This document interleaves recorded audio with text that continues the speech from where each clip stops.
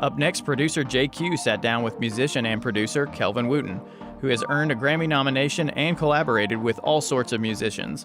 Wooten says it's important to keep things fresh. Here's a thought process that I try to endeavor in trying to actually blend in a way, blending in being at least being palatable. At least that's what I want to call blending in. If you're not palatable, if you're creating art, essentially as a producer or in creative type, we're artists. You think about it visually, you just want to be palatable. You want to be relevant. So there's something that you have to understand about what's happening now, what's happening today, and so a lot of that requires you, as at least as a person, to blend in with the culture, so to speak. I'm a 42-year-old with an 18-year-old kid that I get a lot of musical inspiration from what she listens to.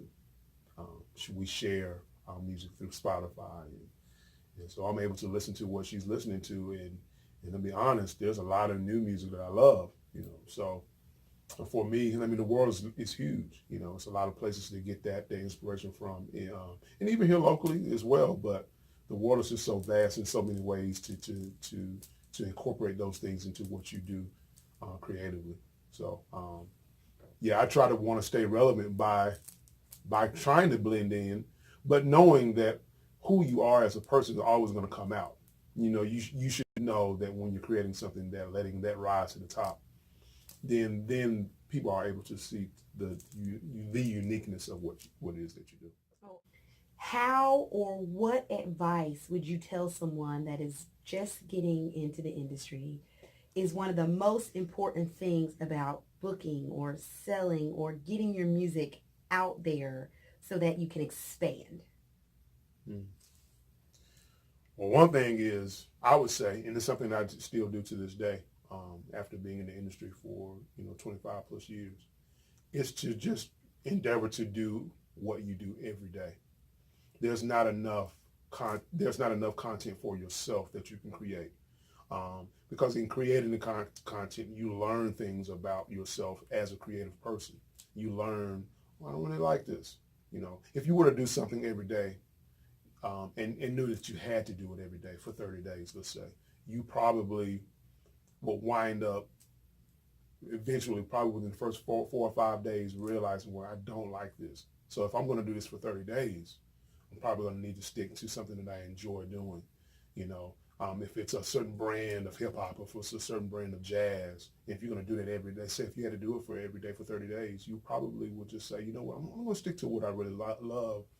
And then within that may get boring to you. Mm-hmm. So then you start trying to explore different ways to try to figure out how to facilitate those initial passions. But for anybody just starting out, just create as much as you possibly can. Create as much content and music and art as you possibly can, and put it out. Let other people see it. Play as much as you can for free. Shows never get to the point where you say, well, I'm above doing a show for free. Because there's going to be somebody that still hasn't heard you. Because the intent of it is artistically is to impact people and to impact the culture. And if you're doing it just to get paid, and if you're doing it just for a check, then you're not going to last very long. Mm-hmm. Yeah. Mm-hmm. I noticed on your social media that you are in the middle of a creative challenge yourself. Yeah. Do you use tools, and what tools or resources would you suggest to local artists that they can use as well? Or how do you incorporate those type of things in order to keep it creatively fresh? What makes you decide to do a challenge, or to, go MIA, or to go to the cottage and create, or and those things? And why is it important, especially on the local level, to be consistent, like you were saying earlier, with those types of things? Now, am I able to say that we're doing this here? Yes. Well, one thing I'll say to that is, as you hear, and if you can notice, I just got a few records, some vinyl that Mm. I often go through. Okay. And it's something, and of course I scour the internet too, listening to music. But there's one thing that for me, you know, really there isn't anything new that's under the sun when it comes to creativity. There's just different ways. There's new ways of it being interpreted and it being rehashed or regurgitated or being rejuvenated. I really don't think that there's anything new under the sun. So I listen to a lot of old music.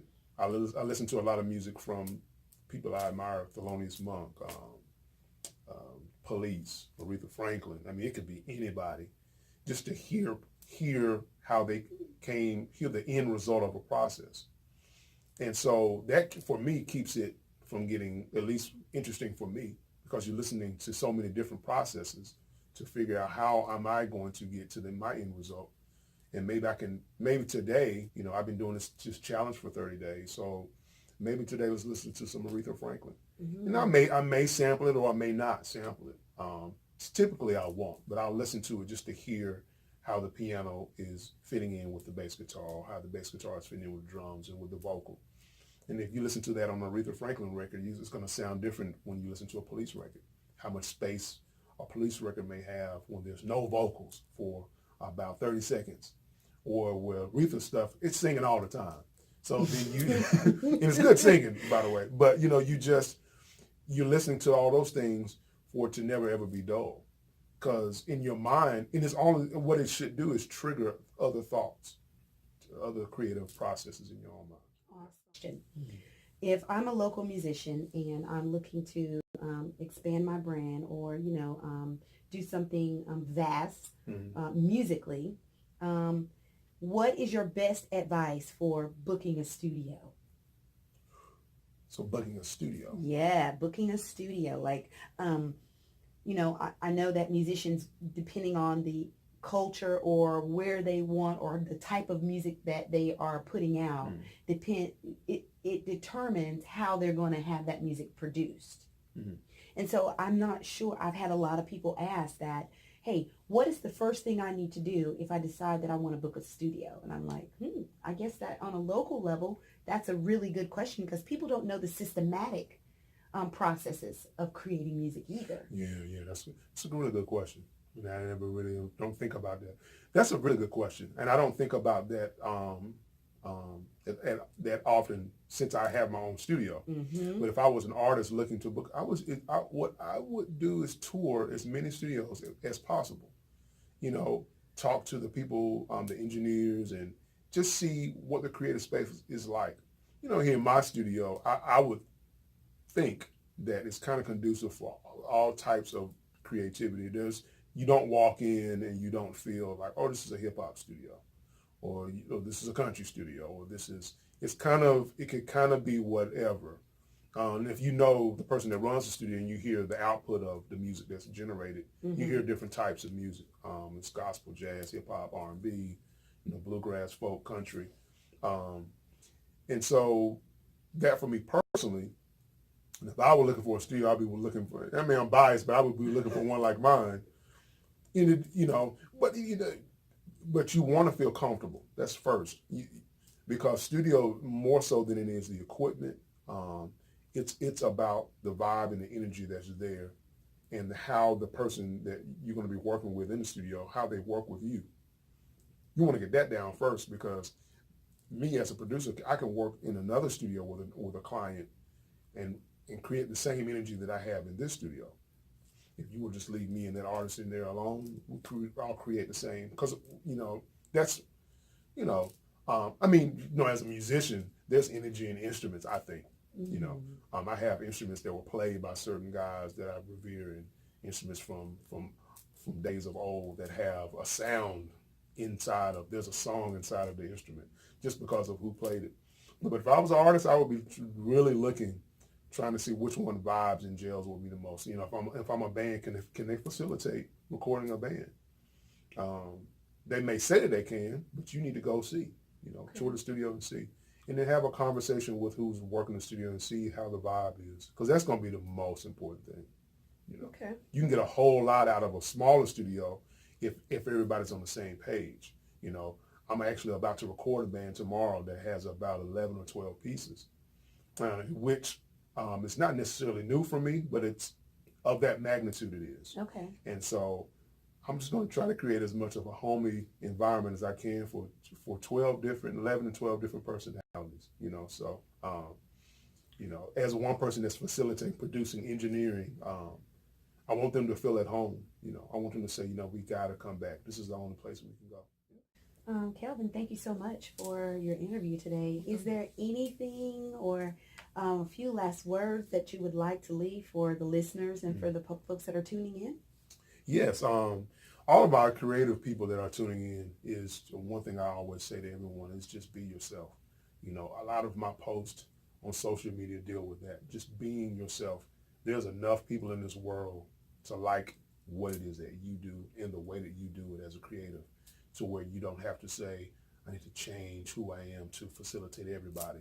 Just do what you do. There's a lot of more people in this world. And matter of fact, we find those people. Those people come out of hiding when we present who we are as ourselves, raw and uncut, to the world. Yeah. All right. Thank you so much. Thank you all so much for tuning in today.